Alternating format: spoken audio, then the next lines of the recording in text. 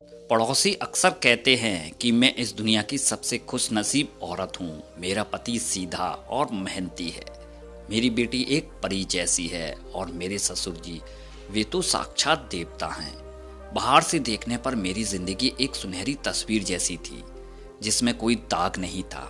लेकिन उस चमकती तस्वीर के पीछे एक काला अंधेरा था, जिसे सिर्फ मैं जानती थी।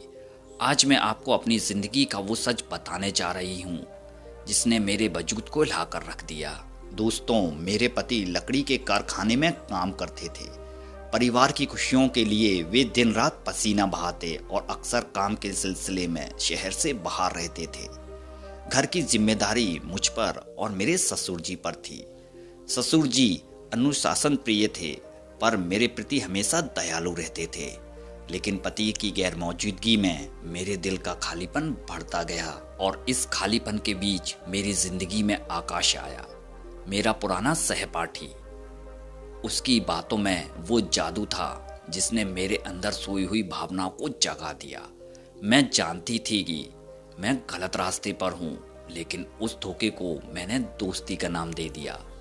मैं अपने सीधे साधे पति की पीठ पीछे एक खतरनाक खेल खेल रही थी। ससुर जी की गंभीर आंखें अब मुझे डराने लगी थीं। मुझे हर पल लगता था कि वे मेरी रूह के पार देख रहे हैं, पर मैं उस दलदल में इतना धंस चुकी थी कि चाहकर भी बाहर नहीं निकल पा रही थी। और फिर वो काली रात आई दोस्तों, जब मेरा डर हकीकत में बदल गया। मैं आकाश से मिलकर घर लौट रही थी। चेहरे पर एक अजीब सी खुशी थी, जो घर की दहलीज पर कदम रखते ही गायब हो गई। सामने ससुर जी खड़े थे। उनकी आंखों में गुस्सा नहीं, बल्कि एक ऐसी नफरत थी जिसने मुझे अंदर तक सुन्न कर दिया। मैं उनके पैरों में गिर गई, गिड़गिड़ाने लगी कि मेरा घर ना उजड़े, ये बात मेरे पति तक ना पहुंचे। ससुर जी कुछ नहीं बोले, बस एक पत्थर की मूर्ति की तरह मुझे देखते रहे। उस रात की खामोशी मेरे कानों में शोर मचा रही थी। दोस्तों, अगले कुछ दिन नर्क जैसे थे मेरे। मुझे अपनी मासूम बेटी को देखकर शर्म आने लगी थी। आखिरकार मैंने हिम्मत जुटाई और ससुर जी के पास गई।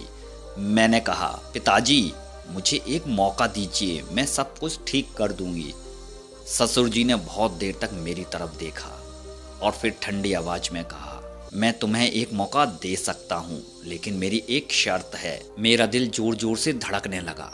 उन्होंने अपने कमरे की तरफ इशारा किया और बोले, मेरे पीछे आओ। जैसे ही मैं उनके बेडरूम में दाखिल हुई, उन्होंने मुझे दरवाजा बंद करने को कहा।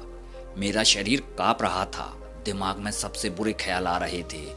मुझे लगा आज सब कुछ खत्म हो जाएगा, लेकिन जैसे ही दरवाजा बंद हुआ, ससुर जी ने जो किया, उसने मेरी पूरी सोच उनके प्रति बदल दी। दोस्तों, ससुर जी के उस बंद कमरे में आखिर क्या हुआ? क्या थी वो शर्त जिसने इस औरत की जिंदगी बदल दी? इस कहानी का नेक्स्ट पार्ट देखने के लिए और सुनने के लिए अभी कमेंट बॉक्स में पार्ट 2 लिखें।